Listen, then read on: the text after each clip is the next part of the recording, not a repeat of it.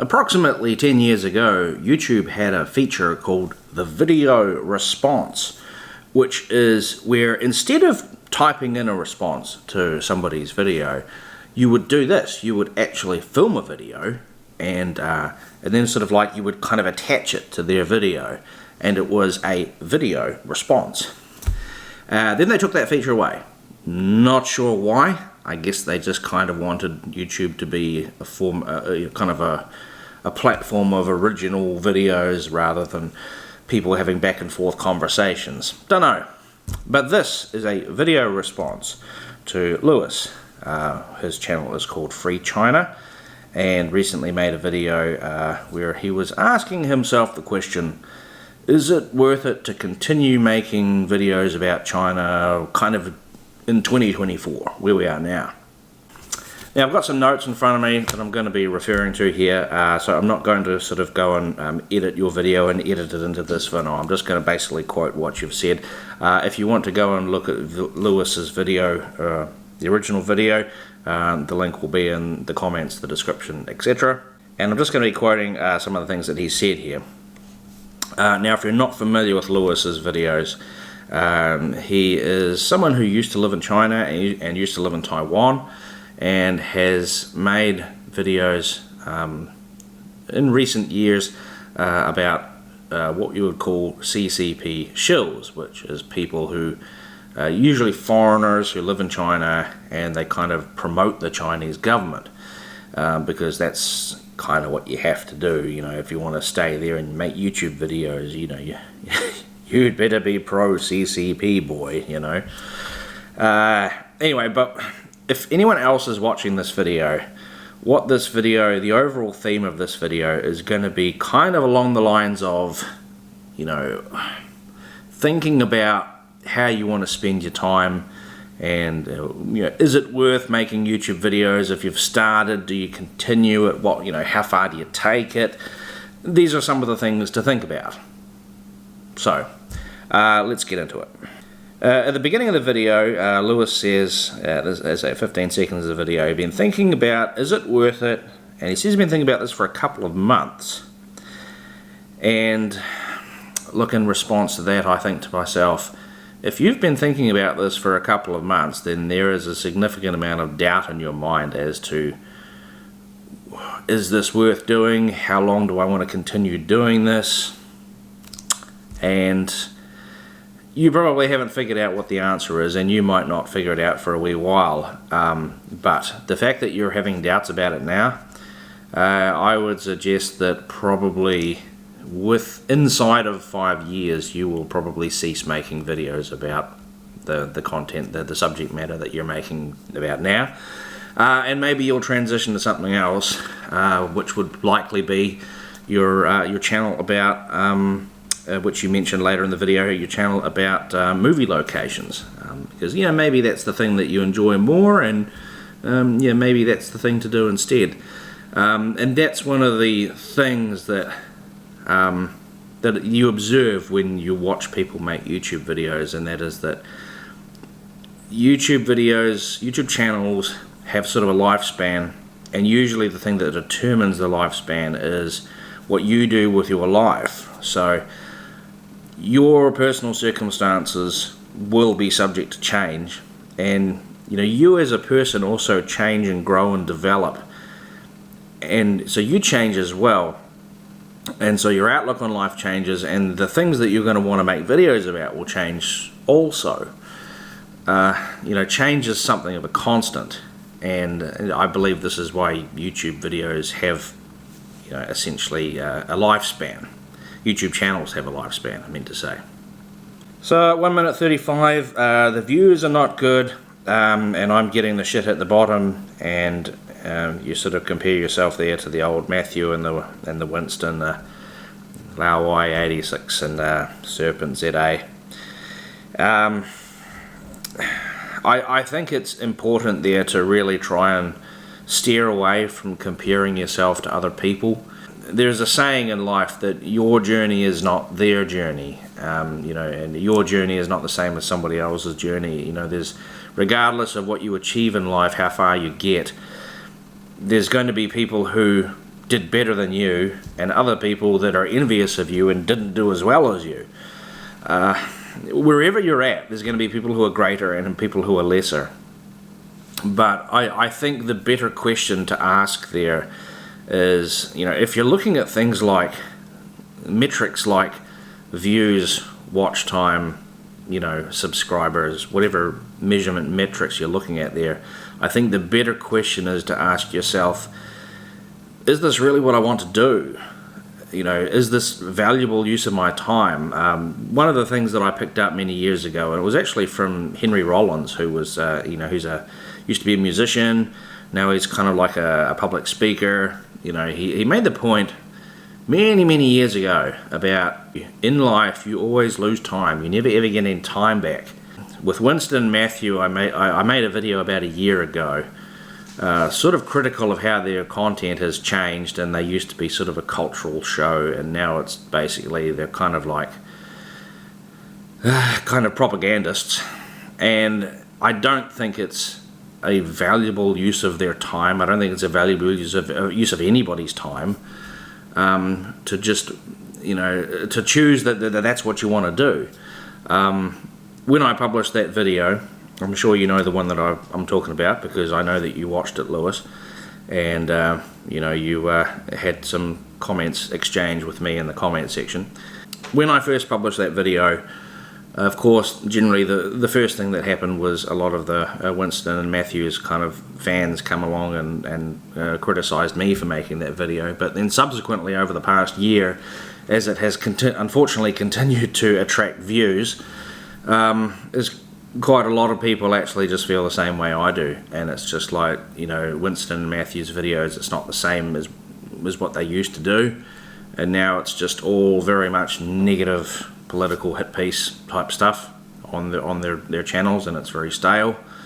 I'm not interested in watching it. I haven't watched it in their channels or their live streams in about a year since I published that video. Don't intend to ever go back to watching their videos. There's a lot of speculation I could do about the personal situation those two are in. I don't want to speculate too much.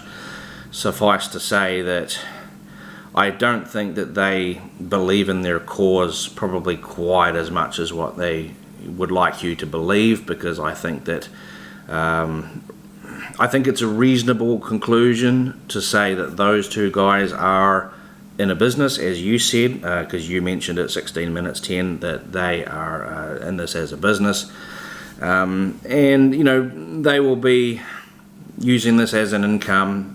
And I don't know at how much wealth and how much duration of time you want to do with this.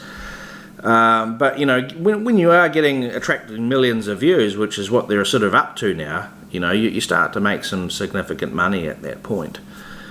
But look, just because you're making money, just because you're getting views, just because you're successful in terms of viewership metrics and income, does that equate to a life well lived? That's kind of the point that I've made in my video. It's like, I think it's just wasting your life talking about authoritarian politics. Now that is a much bigger conversation, which I think those two fail at quite spectacularly. I personally like to learn about, as a hobby, I like to learn about psychology, history, and political science, and I'm not an expert in any of those things, but just as a hobby I learn about bits and pieces from here and there, and it's because those three things all fit together. It's like a jigsaw puzzle that formulates the world and people. I'll say this, for all of the criticism that those two make of the Chinese government, I don't think I have ever once seen those two formulate an alternative plan and put it forward in any of their published material, any of their videos. I don't think any of them, either of those two guys, have ever said, okay, if I was in charge of China, this is what I would do. These are the political steps I would take, or this is the pathway I would go down, and this is how I would achieve it, and this is what would make it work. because people are inherently tribal. People fight each other over literally everything. And if you think for 1 second that removing authoritarianism out of China and putting in a democracy or something is going to suddenly fix everything, make everything happy, make everyone successful, no, I doubt that very much. Definitely. Anyway, that's enough about them. I don't want to prattle on about them over and over. But it's important not to compare yourself to other people, because these guys are getting a lot more views than the videos that you do on Free China and that. I don't really think that what they do is worth aspiring to. I don't think that's a life well lived. I think that when you get to the end of your life, your working life, and you get to 65 years old, and you look back at what you did, I don't think there's not many good things I could say about being a political propagandist. So at 17 minutes 30, you mentioned that you really don't like authoritarian governments. Fair call. What I would say, though, in response to that is that I think the more you learn about those things that I mentioned, history, psychology, political science, you could add in philosophy in there, perhaps. You could possibly add in some other topics, but the more you learn about the world around us, it seems apparent that when you study history that authoritarian governments appear to be the rule rather than the exception.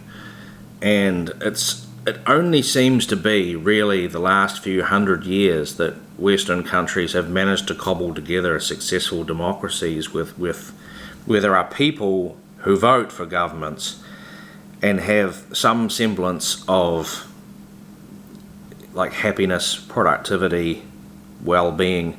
You look back through history into the Middle Ages, the Dark Ages, ancient history, there's hell of a lot of war. There's kings, there's emperors, there's authoritarian rulers, there's communist rulers. There's a lot of poverty, there's a lot of disease. There is a lot of bad stuff that has happened in recorded history over the past few thousand years. So yeah, authoritarian governments, no one likes authoritarian governments, do they? I mean, everyone wants freedom, stability, peace, prosperity. Through recorded history, possibly not really what really happens. A very big philosophical question there. I think probably it's worth keeping in mind that I think a reasonable conclusion here is to say that not all authoritarian governments are created equal. You could argue perhaps today that China, Russia, and North Korea are all authoritarian. You could also say, and I think this would be a reasonable conclusion, that the quality of life for the average citizen is not the same in each one of those countries. If you've seen some of those videos from those people that go to North Korea, those YouTubers, and they go on the chaperone tours and they get to see North Korea, that place is sort of a bit backwards. It's like a slice of life from the 1950s, and there's a lot of poverty, and of course North Korea doesn't want you to see that. There's a lot of that in China as well, although with China, the people who live in the coastal cities, those people have a pretty good quality of life. So, and I can't really speak for Russia, I've never been to Russia, but I've met plenty of people from Russia. This is an Airbnb here in our house. We bring in people from overseas, and we've had some Russian people, and most of them say that Russia is a pretty good place to live, except you've got to be careful about your political opinions, obviously. But overall quality of life is reasonable. So I think it's a reasonable conclusion to say that authoritarian governments are not all created equal, and probably not all of them are as, one authoritarian government is not necessarily as totalitarian as another authoritarian government. So it's not a case where they're all just as bad as each other. So there's that. At 20 minutes 20 seconds, what makes it worth it for me to make these videos? China wants more foreigners to go, but only see the good things about China. And yeah, I think that is definitely a very worthwhile reason for you to continue making free China videos. If you go back through my catalogue of videos here, going back over the past 5 years, I've had a few trips to China where I've made tourist videos. Never have I once mentioned the government in my travel videos, because, you know, going back in time about, I don't know, 6-7 years, my aspirations for this YouTube channel was for it to be a travel channel, you know, travel vlogger type thing. And after doing it for about 4 years, I sort of realised that there's very little interest in it. People do not watch the videos. They are just not interested. So I sort of pretty much ceased making travel videos. And like I went to China last year, and I went to Yangshuo, which is a little town near Guilin. Unfortunately, we're here quite late in the day, but that is the 20 RMB location. Photo taken soon. And it's the place that's on the $20 note. So the Chinese $20 renminbi has this portrait of like these kind of two big karst mountains and like another karst mountain on the other side, and there's this river, this big jiang that goes between them. It's a major tourist town, and we went there and did everything that you would expect to do as a tourist. Took a whole lot of pictures and get out. We even paid to have our picture taken in the prime spot, you know, with the mountains and the jiang in the background and all that kind of thing. And afterwards, and I filmed it all with my GoPro and my camera, this camera I'm filming with here. And then that was like over 6 months ago, and I've not edited any videos or anything, because you go there and you know you're going to a tourist town, and it's fine. You can go there, you can have fun. I mean, hell, you can publish the videos and stuff if you want to, but it's at the same time, it's also not the full picture, is it? Because I have been a little bit off the grid in China before. In 2018, when I went to Xinjiang and experienced the police state of Xinjiang. We went, you know, because we were doing self-driving, we went to this local villager's house out in the countryside, out in the mountains, and as you described in your video, the guy literally did not have a toilet in the house and did not have hot running water, and the house was like, it was like this really dirty, scody sort of concrete floor. No, like there was very little of anything. It was really poverty city in that house, and that's the sort of thing you don't see, of course, do you? So I feel a little bit uncertain now about publishing travel videos from China where I'm showing you fancy stuff in the big cities, when I know that there's that stuff going out in the countryside. I don't know if I want to publish, you know, the good things anymore. So the result of which, my most recent trip to China, I have not published anything at all. Probably won't at all. Probably not going to publish any more travel videos from China. Okay, I'm going to quote a couple of things that you said at the end of the video here, and I can see this is what sort of shows me that you're a bit conflicted about this. I'm going to, at 27:30, I'm going to keep making videos. It's worth it, but I wouldn't recommend it to other people. And then at 30 minutes 20, well, I'm doing the other channel, and it's starting to take off, and if you can talk about something else, then why not talk about something else? Interesting, that bit there, isn't it? Because that's a little bit like what Winston and Matthew tried to do with the old worthless whips. And this is why I kind of say that I don't think those two guys believe in their cause quite as much as what they would like you to believe, because they have already tried to branch off to something that's alternative. And yeah, obviously worthless whips didn't quite work out. Maybe it was too expensive to do, maybe it's not enough views, not quite sure what happened there. I really enjoyed it. I loved worthless whips. I really enjoyed seeing Winston and Matthew fixing up old cars. It was great. I thought when I saw it, I thought, oh, finally something that is not bloody politics. yes, worthless whips, I'm going to watch this. But obviously not financially viable, I suppose.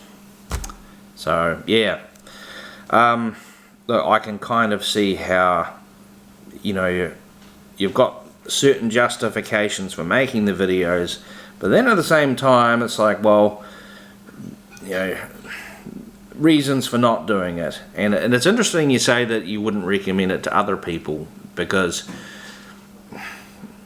you're kind of saying there that it's only someone who has lived in China that really has the understanding of you know, the experience there, but you know, other people shouldn't. Anyway, I won't jump into that too much, but the feeling that I got from you there was that you are quite conflicted about this.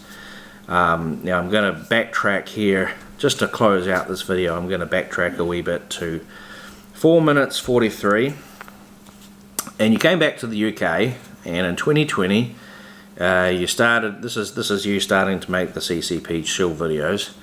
You started making the shill videos, and then you got a threat email, and you thought, well, this is disgusting. How can people, you know, how can you threaten people like that just for having an opinion? Yeah, this is the ugly thing about people, isn't it? And one of the people that I learn from, and I pay attention to, I try to learn from, is a psychologist named Jordan Peterson. Many of you who watch this video will definitely know who that is. So one of the things that Jordan Peterson has theorized is that the great internet experiment, where we can publish information online and not necessarily provide our real names and identities, is that it actually enables psychopathy, and it is something that is possibly going to be, you know, studied and determined, you know, at some point in the future.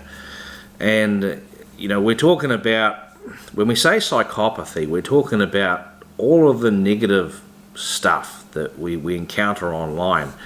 You know, all of the types of things, you know, that you associate with like hate comments and death threats, that type of really nasty stuff that's done online, like cyberbullying stuff. That's what he means when he says the internet potentially enables psychopathy. And anyone that does anything, heck, you don't even have to do anything political. Any video you publish about anything, there's going to be someone, at least one, probably more than one, person out there that's going to hate you and hate what you're doing and thinks it's crap, and they're going to tell you that it's crap. It doesn't matter how good you make the video or how well informed your opinion is. And of course, the bigger your audience, the more of that you will receive, and the more political it is, the more of that you will receive. So, look, I would shudder to think at, you know, what type of nastiness, you know, the likes of Winston and Matthew would receive in their email inboxes. I'd hate to think. It would be horrendous. And, you know, and in the mental capacity to have to deal with that, where you have to read the stuff and analyze it, and like, how much of this is serious? Do I need to be concerned with this? Do I need to be concerned with any of this? And then after you've read it and you've thought about it, you think to yourself, well, is it worth still doing this stuff? And we cycle right back to what you said right at the beginning of your video, where you were thinking for a couple of months, is this really worth it? So, of course, I don't have an answer for you here, but I hope that if you've watched this video, Lewis, that this at least gives you some things to think about. Perhaps I've expressed myself in a way that has just perhaps introduced a couple of new ideas, or just some things to think about here. And this is the same way that I ended my video addressed to Winston and Matthew from a year ago, is that these are just some things to think about. And look, just keep in mind that YouTube channels do have a lifespan, and that lifespan is largely dependent on you and your personal circumstances, your thoughts and feelings. I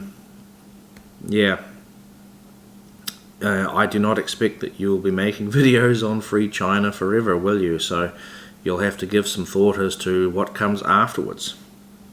And to anybody else who watched all through this video, thank you for watching all the way through, and I hope you got something out of it too. Okay, bye-bye.